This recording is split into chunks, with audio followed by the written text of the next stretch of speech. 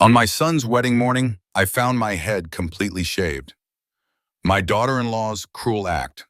My own son, Daniel, just called it an episode. I simply smiled, though my heart was breaking. They had no idea what was coming next. This is my story. Like, share, and let us know where you're listening from so I can see how far my story has reached. The morning sun, usually a welcome companion, felt like a cruel spotlight on Daniel's wedding day.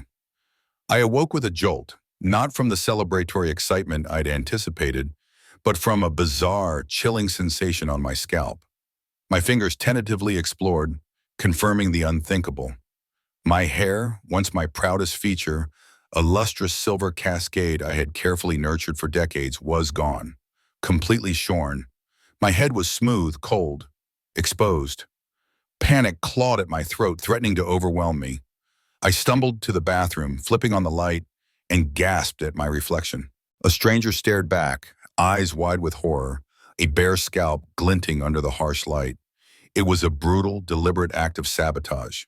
There was only one person capable of such calculated cruelty, one person who stood to gain from my humiliation on this pivotal day. Victoria, my son's bride. A wave of nausea washed over me. Victoria had always been resentful of my appearance, my confidence. She harbored a deep-seated insecurity, magnified by her desire to outshine everyone, especially her own mother, Genevieve, and me. This was her twisted way of ensuring I wouldn't detract from her moment, of reducing me to nothing more than a spectacle of pity. The sheer maliciousness of it took my breath away. My hands trembled as I grabbed my phone, dialing Daniel's number, my only son, the boy I had raised with unwavering love. He answered, his voice groggy, annoyed. "Mom, what is it? It's barely 6 o'clock." "Daniel," I stammered, my voice cracking. Someone shaved my head. It has to be Victoria. She must have come in while I was sleeping." The words tumbled out, desperate and raw. A beat of silence, then a sigh that felt like a dismissive slap. "Mom, really? Are you having an episode again? It's my wedding day. Please tell me this isn't another one of your dramas." His tone was cold, the accusation blatant. He didn't believe me. He wouldn't. He never did when it came to Victoria. My heart constricted. "Daniel, I'm not making this up. I woke up and my hair, it's gone," I pleaded, tears finally streaming down my face. "Look, I'm with Victoria at the hotel," he said, his voice hardening. "We'll be over in a bit. Just try to calm down. You're stressed." He hung up, leaving me alone in my grief and disbelief.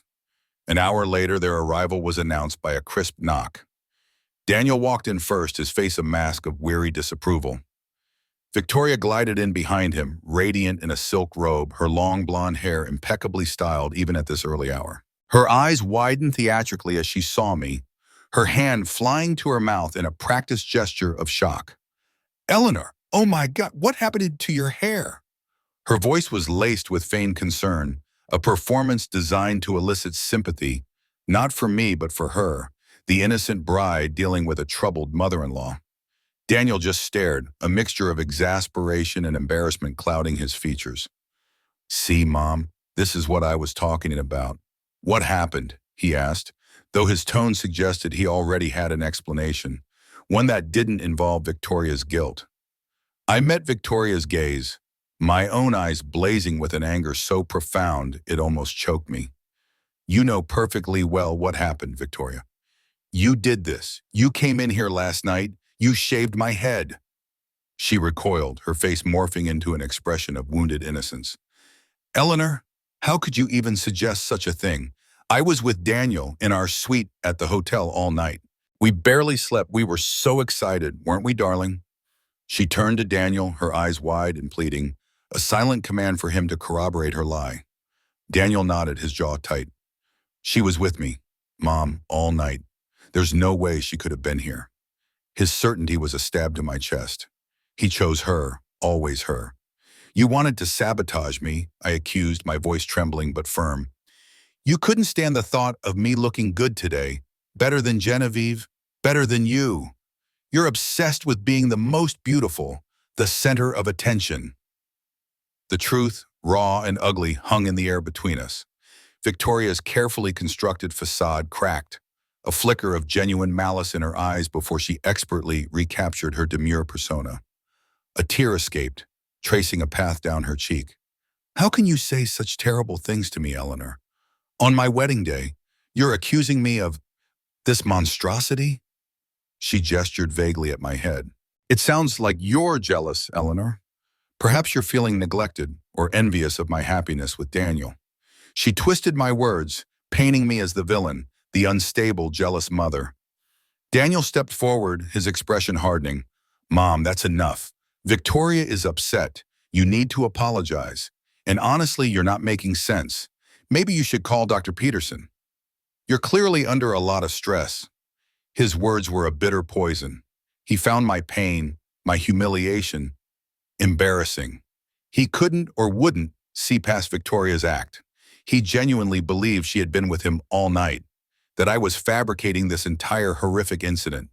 The idea that his bride, the woman he adored, could be capable of such an act was unthinkable to him, while the idea of his own mother experiencing a breakdown seemed perfectly plausible. Maybe, Victoria interjected softly, her voice dripping with false empathy, we should postpone the wedding, Daniel, for Eleanor to get help. I wouldn't want her to feel unstable on our special day. Her suggestion was a calculated blow, a final attempt to remove me from the picture entirely. No, I whispered, shaking my head, a fierce defiance sparking in my core. The thought of giving her that satisfaction, of letting her win, was unbearable. The bitter realization that my son, my only son, was completely lost to me, alienated by this woman, settled heavy in my heart. He wasn't my Daniel anymore. He was Victoria's puppet. Daniel's voice cut through my despair, sharp and final. Then don't make a scene, Mom. This day isn't about you. Left heartbroken, defeated, I could only watch as they left, Daniel's arm wrapped protectively around Victoria. Later, an anonymous package arrived, a cheap, synthetic wig, itchy and ill-fitting, a final cruel touch from Victoria, no doubt. As I donned it, my hands trembled, and a silent, burning vow formed in my shattered heart. The heavy oak doors of the church creaked shut, sealing me inside a world where I felt utterly alien. I sat in the third row, a deliberate choice, preferring the anonymity it offered. The cheap, synthetic wig, an ill-fitting, itchy cap of dull brown, felt like a burning scarlet letter on my scalp. It was meant to be a disguise, to hide Victoria's cruel handiwork, but it only served to magnify my humiliation, making me feel visible in the most undesirable way. Every scratch of the coarse fibers against my sensitive skin was a reminder of the morning's agony, a testament to Daniel's indifference. I was his mother, yet here I was, tucked away, a ghost at my own son's wedding, praying for invisibility. Up front, in the coveted first row, sat Genevieve. Her silver hair, coiffed into a perfect architectural marvel, shimmered under the stained glass light. She was dressed in an oyster-colored silk suit, pearls gleaming, every inch of her exuding an effortless elegance and distinguished poise that seemed to mock my humble attire and my internal turmoil. She looked exactly as she always did, impeccably styled, supremely confident, a woman who had never known hardship. She caught my eye once, a fleeting glance and a small, almost imperceptible smirk played on her lips before she turned back to her conversation, dismissing me as easily as dust motes in the sunlight. That smirk ignited a familiar burn within me, a flame fueled by years of casual condescension from both Victoria and her mother. I remember Genevieve's first visit to my modest home, a home I had worked tirelessly to maintain. She had swept in, surveying my carefully curated, if slightly worn furniture, with a pitying gaze before declaring, "Oh, how quaint." The word, delivered with a saccharine smile, was meant to sound complimentary, but its true meaning was unmistakable. Charmingly old-fashioned, small, and utterly beneath her standards. It was a verbal jab, skillfully disguised, but leaving its bruise nonetheless. My mind drifted back further to Daniel's engagement dinner, a formal affair hosted by Victoria's parents at an exclusive country club. That evening had been a relentless exercise in cataloging my supposed deficiencies. Victoria's father, a gruff but seemingly jovial man, had peppered me with questions about my profession, my neighborhood, my investments. Each answer I gave, humble and honest, seemed to solidify their unspoken conclusion. I was not of their world.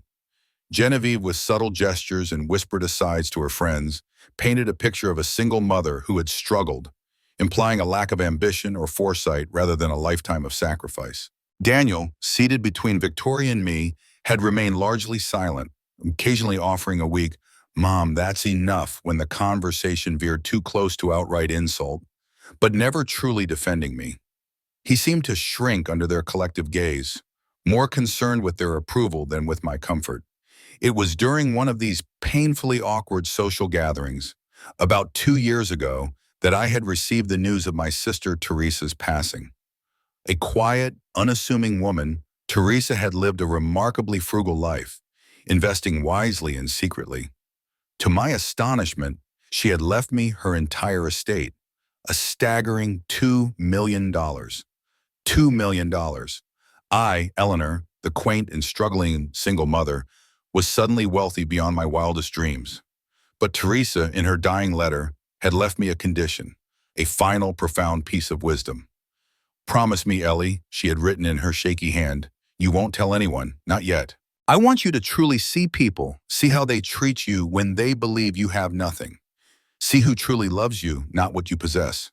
It was a challenge, a test, and a revelation. I had agreed, promising to honor her wish, unaware how truly eye-opening it would be. The irony of my current situation was not lost on me. Here I was, sitting in a cheap wig, enduring the disdain of Victoria and Genevieve, while secretly holding the keys to a fortune that could buy and sell their entire superficial world. My thoughts drifted further back, to a time before Victoria, before Genevieve, before the money. A time when I was simply Mom. Daniel's father had died when he was just 5, leaving us with crushing debt and a gaping hole in our lives. I worked 3 by a librarian by day, a waitress by night, and an occasional cleaner on weekends, to keep a roof over our heads and food on our table. I sacrificed evenings, weekends, even my own health, all for him. Every decision, every penny was for Daniel. He was my world, my purpose. I remembered his small hand in mine, his bright eyes looking up at me, calling me the best mom in the world. His innocent, unwavering adoration was my strength, my reward. But then came adolescence, a period that seemed to slowly, irrevocably sever that bond. Daniel started to notice the differences between us and his friends' families. Our hand-me-down car, my slightly frayed clothes, our modest vacations. He grew embarrassed, started making excuses to avoid being seen with me, especially when his popular friends were around. He drifted, prioritizing their opinions, their acceptance, over my feelings, over our shared history. It was a gradual, insidious erosion of trust, of connection. When did I truly lose him? Was it when he stopped asking me for help with his homework and instead went to a friend's cooler parent?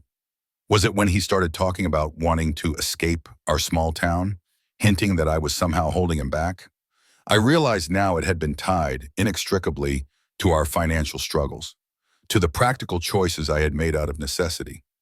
He didn't see the sacrifice. He saw the lack. He saw a mother who couldn't provide the same luxuries as his friend's parents. And in his youthful, self-absorbed way, he internalized that as a personal failing, something to be ashamed of. A shrill, saccharine voice pierced my reverie, pulling me back to the present. It was Genevieve, her voice carrying across the hushed church, undeniably loud. "My Victoria," she gushed, beaming at her daughter. "She is truly a perfect daughter, so graceful, so intelligent, so devoted." She paused, her gaze flicking toward me for a fraction of a second before she continued. "Any mother would be proud to have her." The jab, though indirect, was sharp and precise, aimed squarely at me, Eleanor, the mother of the groom, the woman with the quaint home and the difficult personality, the imperfect mother in her eyes. The pain was excruciating, but beneath it, a pretty cold, hard resolve began to solidify. The reception hall was awash in the soft glow of fairy lights and the clinking of champagne glasses, a stark contrast to the hollow ache in my chest. I found myself seated at a back table, nestled between distant cousins and former colleagues I hadn't seen in years. It was a table for the forgotten, the peripheral figures in the grand tapestry of Daniel and Victoria's celebrated union.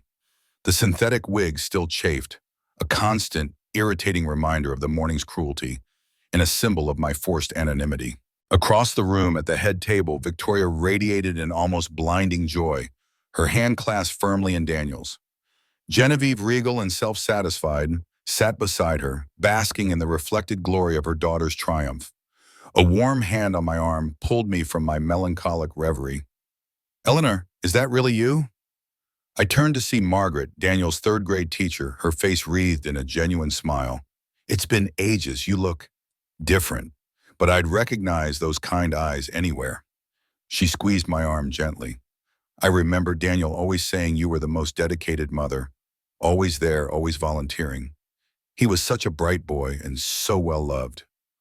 Her words, simple and heartfelt, were a balm to my wounded spirit, a brief flicker of recognition that felt like a lifeline in a sea of indifference. At least someone remembered the mother I was, the mother I thought I still was to Daniel. The clink of a spoon against a glass signaled the start of the speeches. Daniel stood, a confident smile on his face, Victoria clinging to his arm. He began, his voice strong and clear. "I want to start by thanking the most incredible people here today, Victoria's parents and me." He looked at Genevieve and her husband, his eyes full of warmth. "Genevieve, your wisdom and grace have been an inspiration. You've taught Victoria so much, and you've welcomed me into your family with open arms." He then praised Victoria's father, and to Victoria's father for your incredible generosity, for your guidance, and for treating me like a son from day one. So he continued, recounting anecdotes about their kindness, their support, their impeccable taste. His voice swelled with emotion as he spoke of how blessed he felt to be joining their family. And then he finished. He raised his glass, proposed a toast to his new in-laws, to Victoria, to their future. But he made no mention of me, not a word. Not a fleeting glance in my direction. Not a whisper of thanks for the decades of sacrifice, for raising him, for loving him through every challenge. I was simply erased. The omission hit me with the force of a physical blow. It wasn't just accidental, it was deliberate, an emphatic statement. I was irrelevant.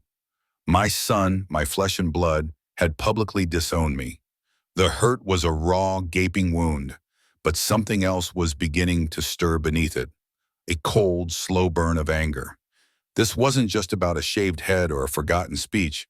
This was about a complete and utter betrayal.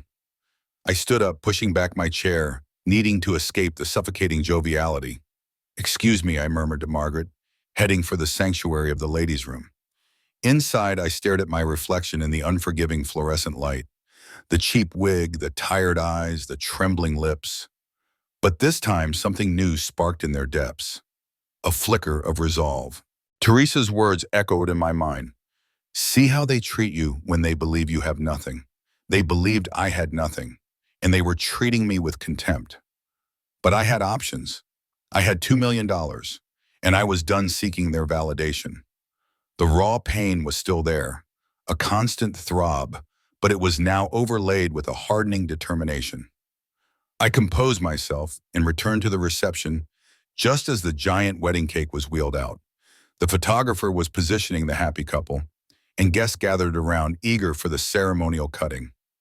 Victoria, holding the ornate knife with Daniel, suddenly stopped, turning to the crowd with a bright, performative smile. "Oh, speaking of family moments," she chirped, her voice carrying a little too loudly. "You know, this morning, Eleanor had the funniest little incident." A few nervous titters rippled through the guests. "She actually accused me," Victoria continued, her eyes widening with feigned disbelief, "of shaving her head in her sleep.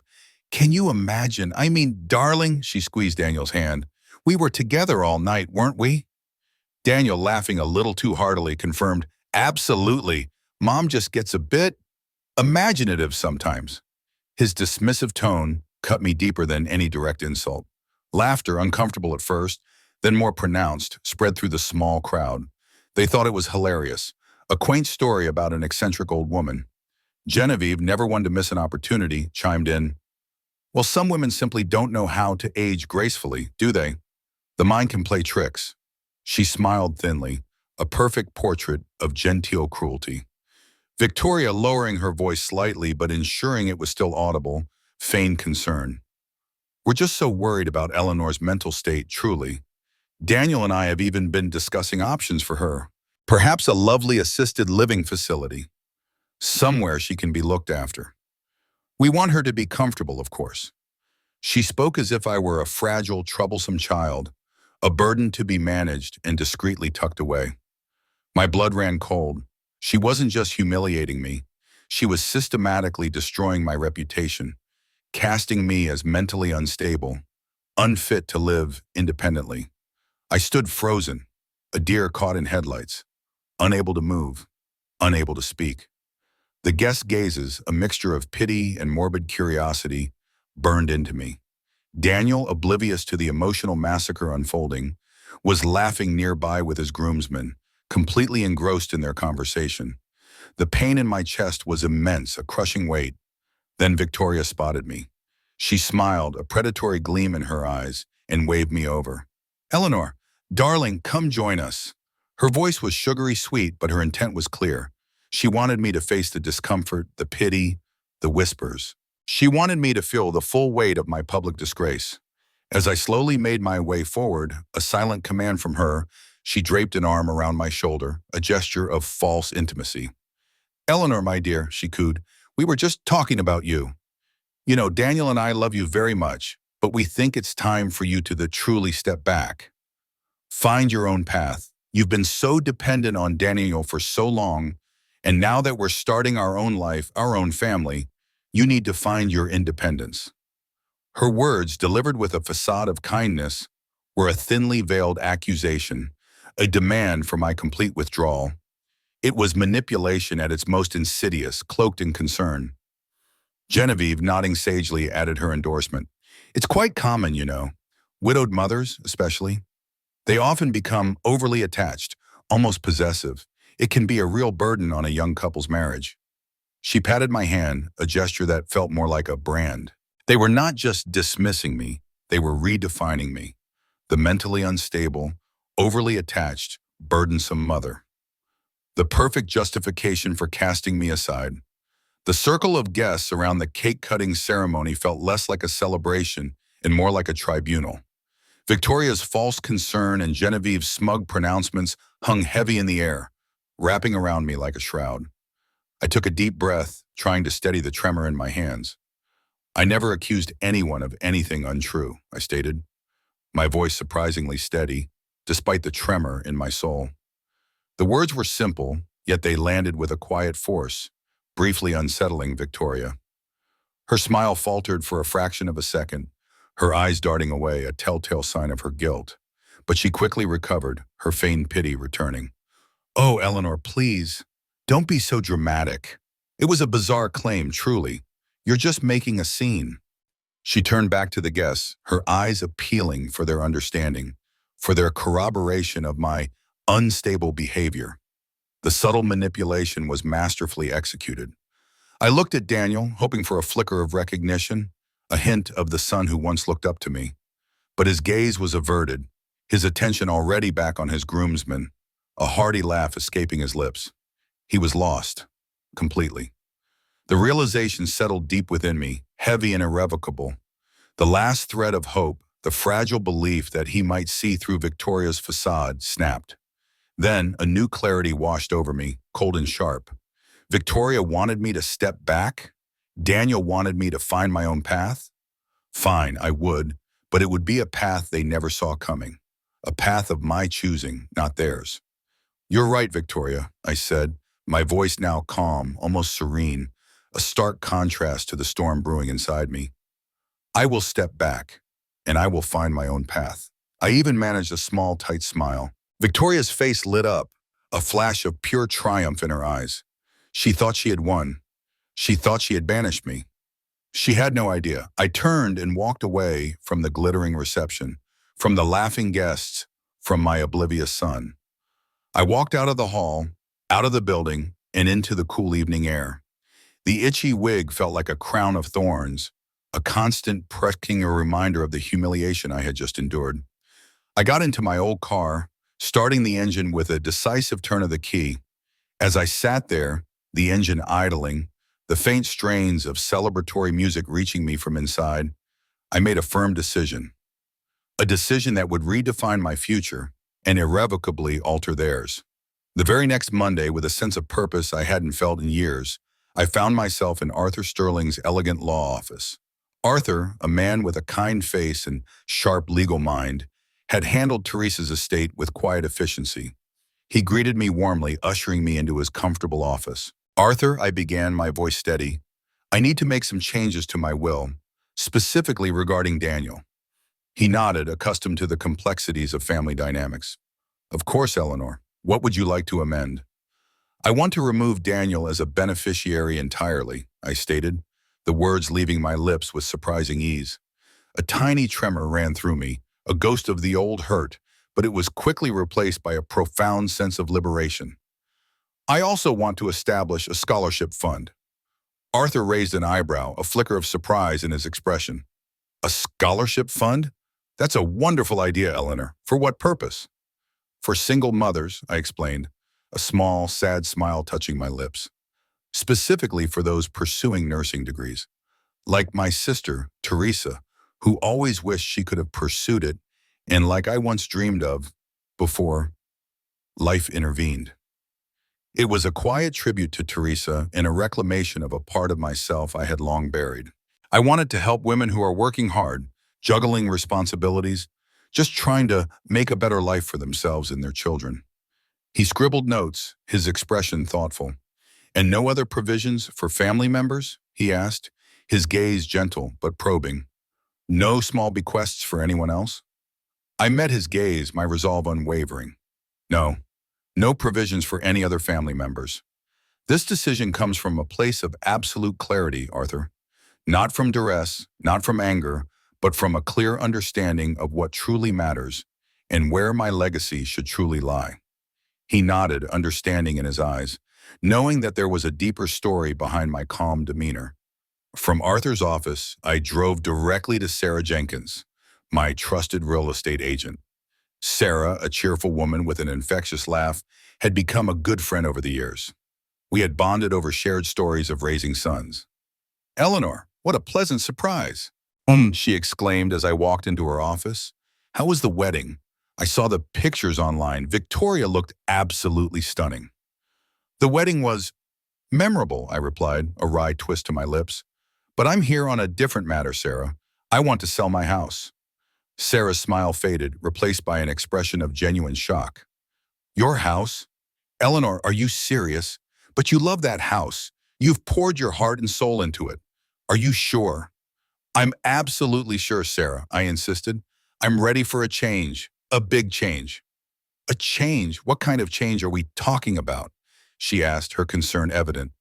"I'm planning to move to Oregon," I announced, the words feeling surprisingly liberating as I spoke them aloud. "My cousin Brenda has been wanting me to move closer for years.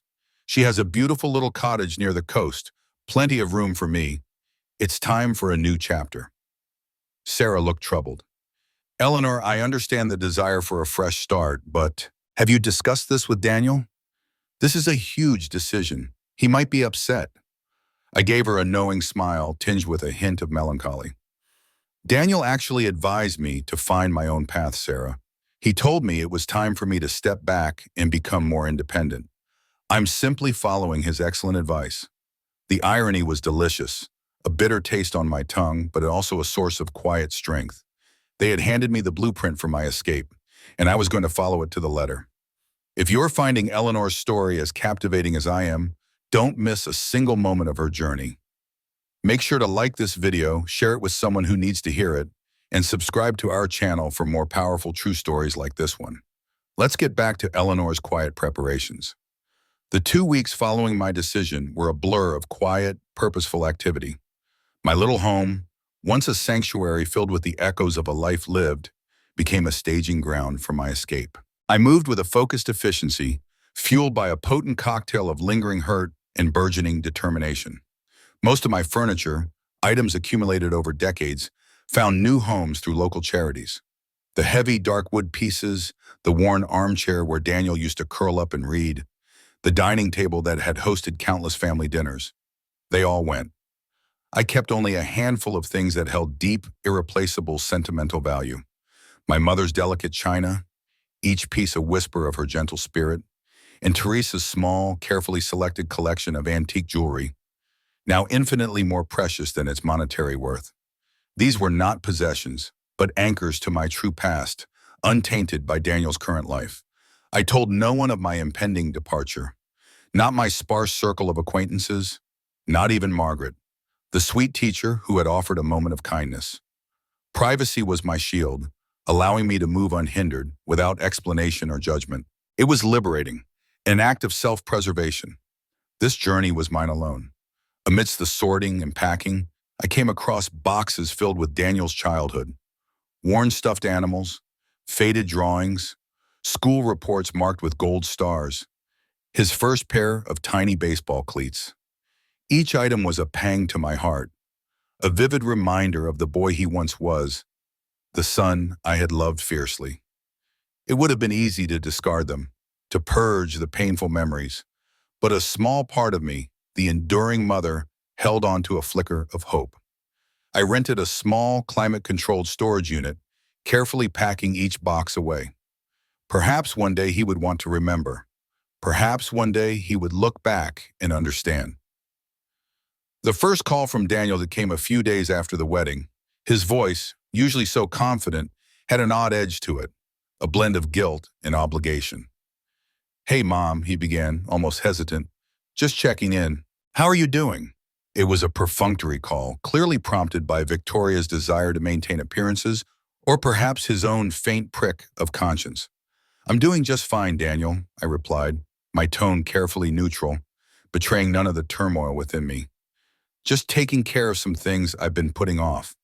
It was the truth, but a truth shrouded in ambiguity. He mumbled something about being busy with the honeymoon planning, about Victoria missing me. The lies were so transparent, but I let them pass. "Well, I hope you have a wonderful time," I said, and ended the call politely, leaving him to chew on his vague sense of unease. The second call, however, was different. It came a week later, his voice sharp with confusion, a hint of anger brewing beneath the surface. "Mom, Sarah Jenkins just called me. She said you're selling the house. What is going on?"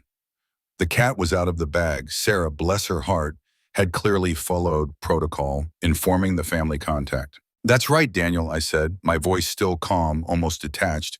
"I'm making some changes. Big changes." "But why? Where are you going to go? You love that house." His questions came rapidly, a torrent of belated concern. The worry in his voice was genuine, but it was too little, too late. "Yes, I did love it," I conceded. "But as you and Victoria so wisely advised, it's time for me to find my own path, to step back, to become more independent." I leaned into the words they had used, turning them back on him like a perfectly aimed arrow. "I'm learning to make my own decisions now without burdening you." There was a stunned silence on his end. He hadn't expected me to echo his own words, to embrace the independence he had so glibly pushed upon me. "Mom," he said, his voice softer now, tinged with a worry that sounded almost sincere. "This doesn't sound like you. Are you sure you're all right? You seemed a little off at the wedding." The subtle insinuation of my mental state was still there, lurking in his tone. "I'm more than all right, Daniel," I countered, a genuine smile forming on my lips, one he couldn't see. "In fact, I'm excited. I'm starting a brand new chapter, and I couldn't be happier about it." I deliberately kept the details vague, withholding the specifics of Victoria's cruelty, of the profound betrayal, of the secret inheritance. Those were my weapons, my leverage, and I wouldn't reveal them until the time was right. "But what about," he started, clearly scrambling for details, for control. "I have to go, Daniel," I interrupted, cutting him off mid-sentence. "There's still so much to do. Enjoy your honeymoon." I hung up, leaving him to wonder, to speculate, to perhaps even worry. The phone felt light in my hand, no longer a conduit for my pleas, but an instrument of my newfound autonomy. As I stood in the almost empty living room, the late afternoon sun streaming through the windows, I realized a profound truth. They had stripped me bare. taken everything they thought I had, but in doing so, they had given me a precious gift, myself. I was Eleanor, unburdened, clear-eyed, and finally, truly ready for a new beginning. 3 weeks after my house officially hit the market, a familiar click echoed through the near-empty living room. Daniel and Victoria, armed with his old spare key, strode in unannounced, their faces etched with a mixture of concern and irritation. Victoria, ever the picture of perfection, was impeccably dressed, her sharp eyes sweeping over the carefully packed boxes, her gaze lingering as if surveying conquered territory. "Mom, what is all this?" Daniel demanded, his voice strained with disbelief. He gestured wildly at the remaining boxes, the stripped walls. "Selling the house? Moving away? This is insane." Victoria stepped forward, her hand gently touching Daniel's arm, her voice dripping with feigned sympathy. "Eleanor, darling, we're just so worried. This impulsive behavior, these episodes, it's not healthy." She cast a look of grave concern at Daniel, reinforcing the narrative of my declining mental state. I met her gaze, my own eyes calm, steady. "There are no episodes, Victoria, and this isn't impulsive. I'm moving to Portland, Oregon, to be closer to my cousin Brenda. It's a well-thought-out plan." The clarity in my voice seemed to momentarily disarm her. Daniel, however, wasn't letting go. "Portland? Mom, you haven't seen Brenda in years. What are you even talking about? Why so far away? You should stay close to family." He looked pointedly at Victoria as if she were the sole representative of family. "Family?" I echoed, a wry smile touching my lips. "Are you talking about the family that publicly shamed me at your wedding, Daniel? The family that called me delusional for accusing Victoria of shaving my head, only for Victoria to then spread that delusional story to every guest at the reception?" My voice remained even, but the words were sharp, deliberate. Victoria's composure, usually unshakable, finally cracked. A flicker of panic flashed in her eyes, a fleeting vulnerability. "Eleanor, that was a misunderstanding. We were worried about you, darling, truly. And your hair, it was just a strange coincidence." She stammered, her usual eloquent lies failing her. "A misunderstanding?" I scoffed softly.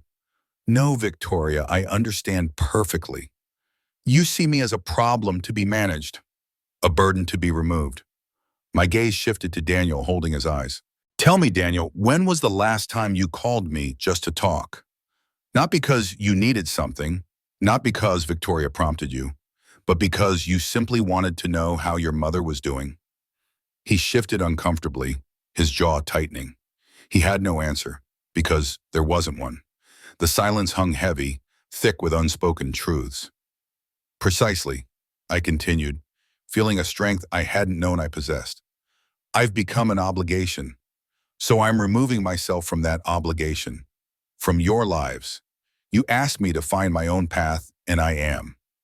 Victoria's carefully maintained facade crumbled entirely, her face contorted with anger, the mask of concern completely gone. "You're running away, Eleanor. You should have found some hobbies, made friends, not just vanished. It's utterly selfish." She spat the words, her true colors finally, gloriously showing. Daniel, caught between us, tried to intervene.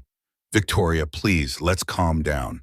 Mom, maybe we can talk about this rationally." "Rationally?" I turned my full attention to Victoria, my voice now laced with a steely resolve.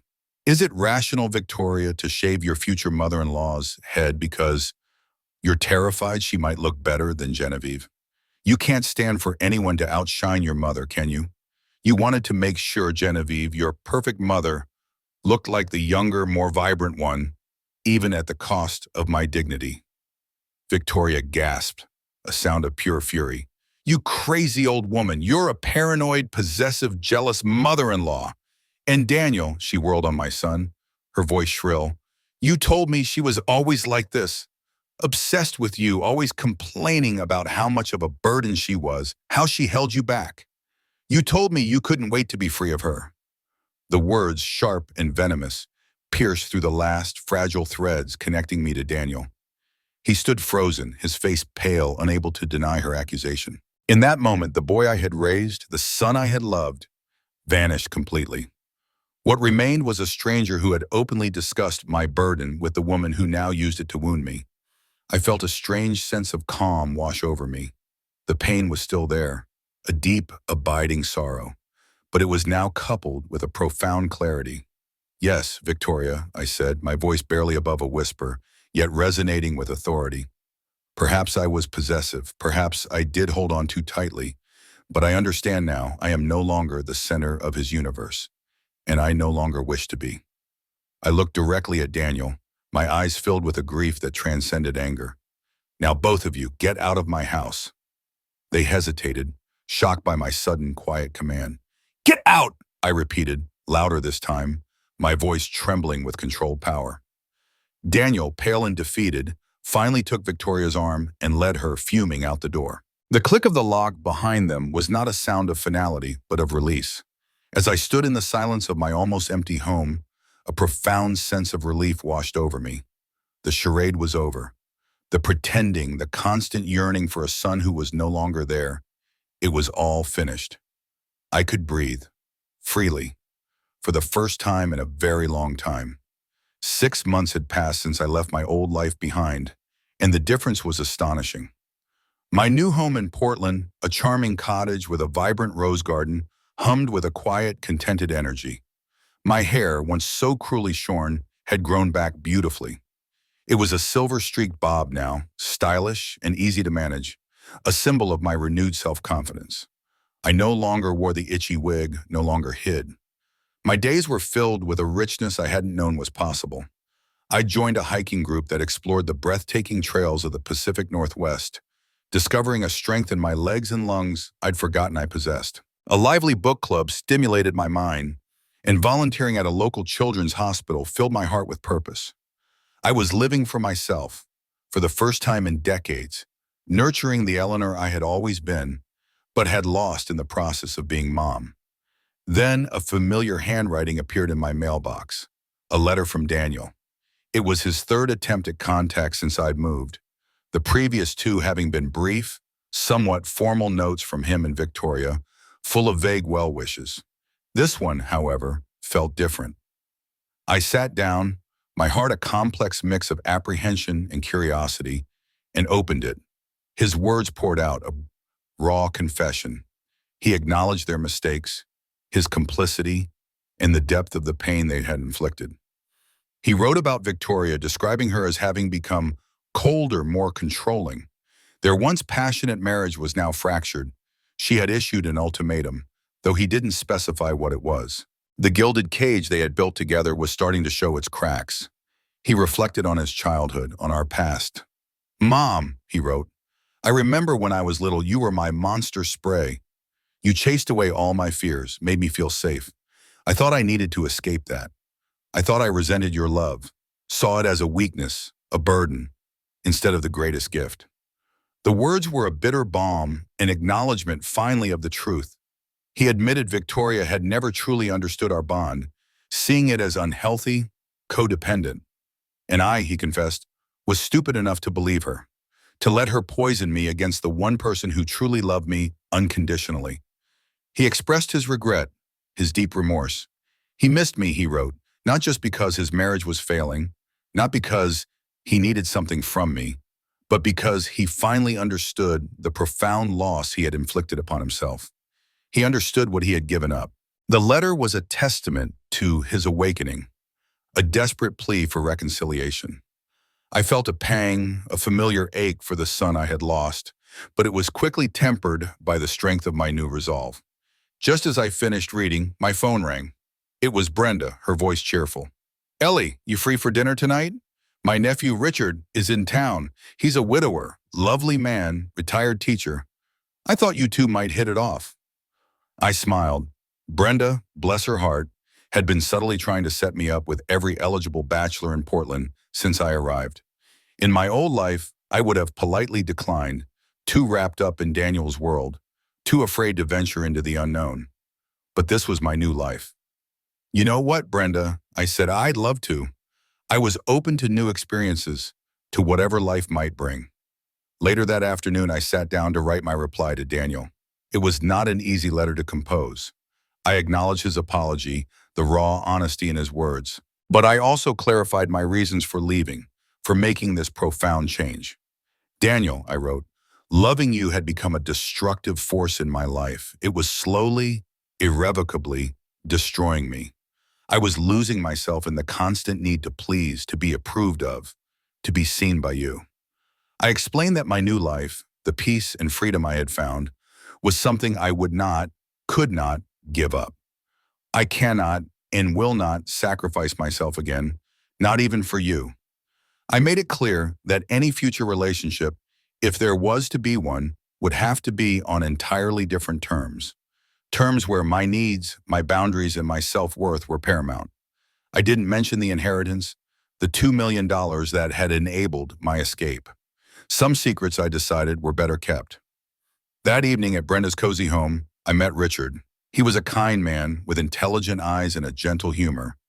We talked for hours, sharing stories about our lives, our losses, our newfound pursuits. He listened intently as I spoke of my hikes, my volunteering, my desire to learn new things. He didn't pity me, he didn't judge me, he simply valued my choices. When he asked if I would like to join him for a hike next weekend, I found myself saying yes without hesitation. Walking home under the star-strewn Portland sky, a profound lightness settled over me. The emotional weight I had carried for so long, the burden of expectations, of needing to be validated by my son, had finally lifted. I was free, free to explore, to connect, to simply be. My life was an unwritten adventure, and I was the sole author. I was enough for myself, and that, I realized, was the most liberating truth of all.